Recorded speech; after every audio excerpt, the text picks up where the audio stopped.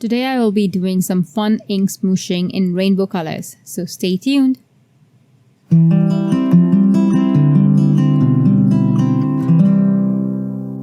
Hi there everyone, welcome to Creative Coloring with Erum. Today I have another simple card to share. I will use the ink smooshing technique and alt new crisp dye inks to create my card today, so let's get started. I will use the Captivating Blooms stamp set for my card today, and I will stamp this on A2 watercolor cardstock in embossing ink and then cover with pure white embossing powder and heat set.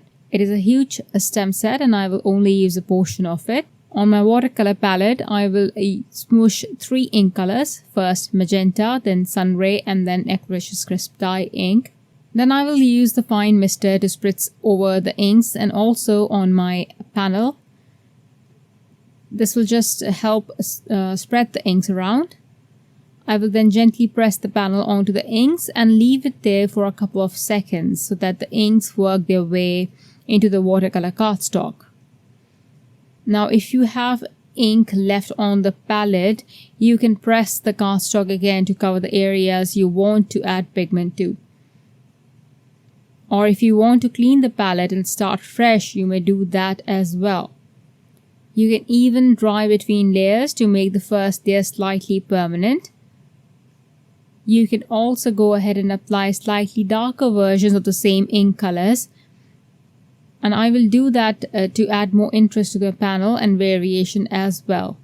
For the darker colors, I chose to go with Teal Cave, Snapdragon, and Rubelite.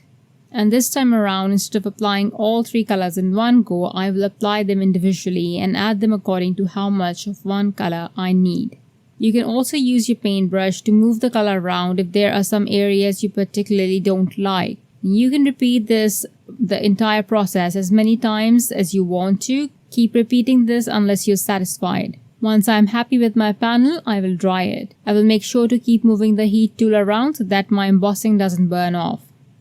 Next, I will use the scissors and fussy cut around the image, leaving an outline so it is easier to cut.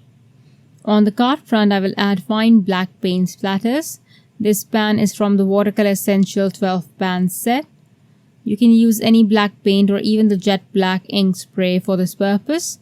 You can even skip this step or add controlled splatters. Please watch my previous video to find out what those are.